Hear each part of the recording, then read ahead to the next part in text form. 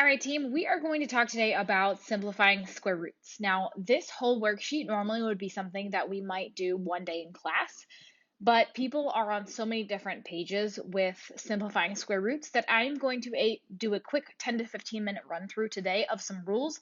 And then you will also have access to the entire key to this worksheet. And I would encourage you, if you need more practice, to read through the descriptions, work through some more of the examples, check the key.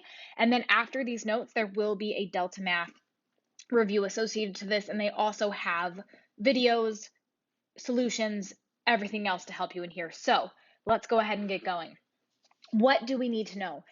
In this whole process, we're first going to talk about a way to simplify square roots, making sure they are in simplest form. And then later, we're going to look at some rules of square roots once we know how to simplify them. So basic understanding here, need to know, is that a square root can be made into two or more square root factors without changing the value, and they are multiplied. So for example, the square root of a times b, we can split it to the square root of a times the square root of b. Can't do this with all operations, but we can do this with multiplication. Doesn't work with addition, just to mention that. Square root of a plus b does not equal the square root of a plus the square root of b. That does not work. Let's put a big circle and X through that, but it works with multiplication. So what does that mean for us as we get into simplifying? This goes into method one, that you can take something like the square root of 100 and recognize that it is the square root of 4. It's 4 times 25. So we could make that the square root of 4 times the square root of 25. And we know that the square root of 100 is 10. And the square root, but a somewhat smaller, square root of 4 is 2. Square root of 25 is 5. 10 equals 10. So there's a whole bunch of examples for you to try here. I'll even just get you started for 900. The square root of 9, or square root of 900 is equal to 9 times 100. You can split those into separate square roots. That might be easier to mentally process here. Okay, so in a lot of this section, I would encourage you, unless you need to for some simple algebra, to not use your calculator today. Because if you put a square root into your calculator that is not a simple, perfect square root, you are going to get a decimal. And we do not want decimals, we want simplified square roots. So there are going to be two methods for simplifying square roots. I'm going to use as our example the square root of 180 and walk you through both methods of simplifying. Method number one is the prime factorization method, or what some people might call the factor tree. So if the factor tree rings a bell, another great method to work through here.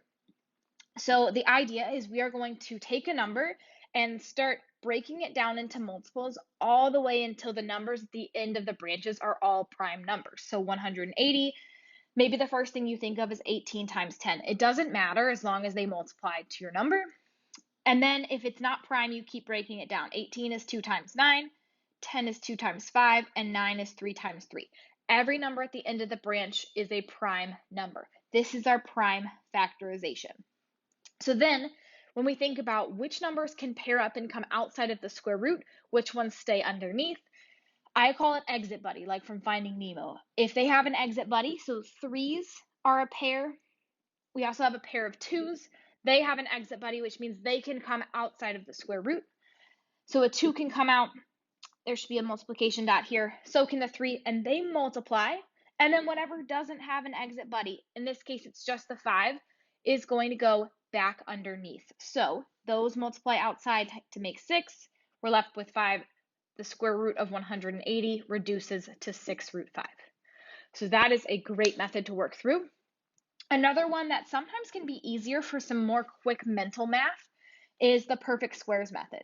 So remember how we did this above with rewriting, if you looked through the rest of these examples as perfect squares, you could do the same thing here, where instead, if you try to think about 180 and you, instead of just whatever divides it, think about trying to test out perfect squares. So some of our perfect squares are 4, 9, 25, 36, so on and so forth, and this happens to be 36 times 5.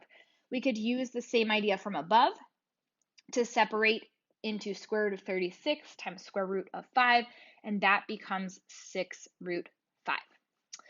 So I'm going to show you maybe one example here, and to show you what that would look like to look for our perfect squares method.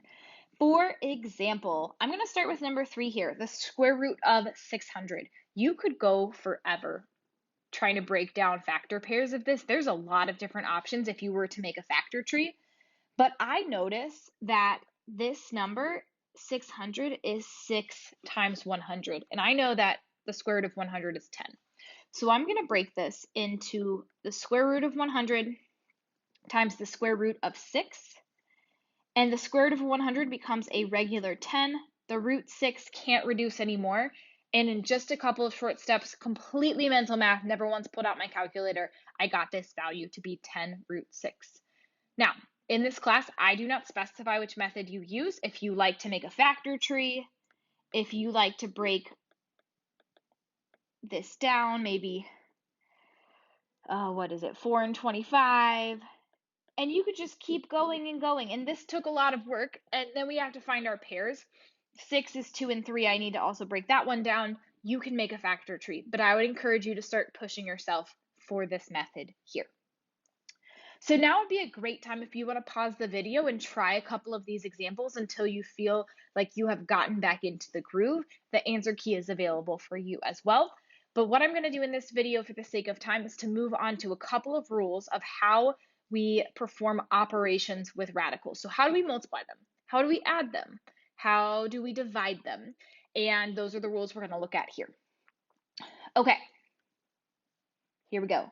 Rule number 1 comes about when we have a number in front of a square root. So you can read this through. I'll summarize it as well. If there is a number in front of the radical, we are going to interpret this as the number being multiplied by this radical.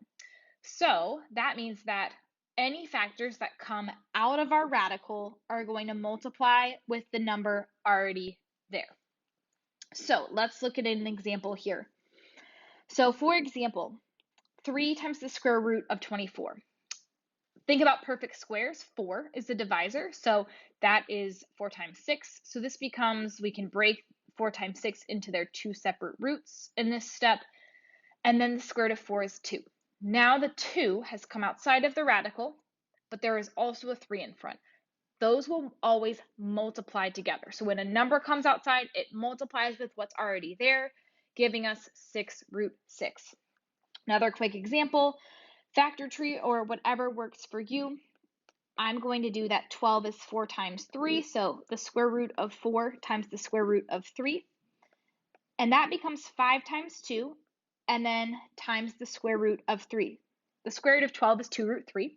When we multiply that by 5, that becomes 10 root 3. Okay, if you need more practice with that, pause here, work through some of the other examples. That's rule number 1. If there's a coefficient in front, any number when you simplify multiplies with what's already there. Rule number 2, multiplying square roots.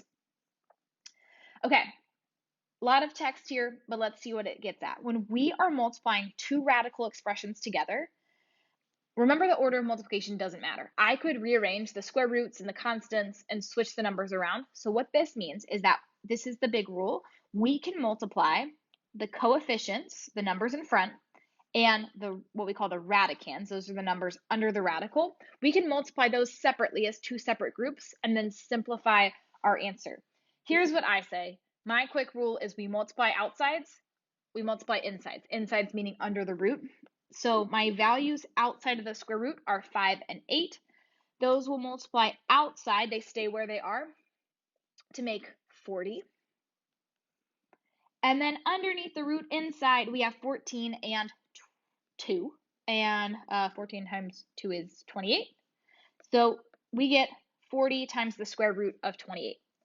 Now, here's the deal. When you do this first step, multiply outsides, multiply insides, you do always want to check that your radical, your square root, check if it can simplify. And I think it can here. For the fun of it, let's do a factor tree. So 28, I quickly know that to be 4 times 7, which breaks down into 2 and 2. So exit buddy, there's a pair of 2's. So the 2 can leave the radical and multiply with the 40 that's already there. And then what are we left with? We're left with a 7. That makes this 80 square root of 7. So we start off when we have two roots, we multiply outsides, multiply insides, and then we simplify everything from there. Okay, I know this will feel fast. My goal is to just quickly touch through these. You can pause at any point. We've got a couple more rules to talk about. Rule number 3 is that we cannot leave a radical, a square root, in the denominator. To fix this, we are going to multiply by what we call a special form of 1. If you multiply anything by some quantity over itself, so what we call maybe a over a, that always equals 1. So if you're multiplying by that, you're not changing the value of this fraction. So if I have 10 over square root 5, I cannot leave a square root in the denominator. We have to clean it up. So the trick is going to be to take this square root. A nice reminder of an idea is that any square root times itself will end up getting rid of the square root. So if I have square root of, let's just say 3 times the square root of 3, if we follow our rule, this becomes the square root of 9. But what's the square root of 9? It's just 3. So you could jump right here, knowing that when you multiply two of the same, the root cancels. So here's our trick. How do I cancel the root 5? Let's multiply it by the square root of 5. And then we need to do the same thing in the top so that we're really just multiplying by 1. Okay, so then in the top, that 10 stays outside. It's a coefficient, almost like there's an invisible 1. 10 times 1, 10 root 5. And then in the denominator, these you could multiply to make them the square root of 25, but we set it up, we know the square root cancels and leaves us just with this number underneath. So 10 root 5 over 5. This is what we call rationalize. We're getting rid of the square root in the denominator. And now I can reduce a little bit. I think that would be 2. So this comes out to be 2 square root 5.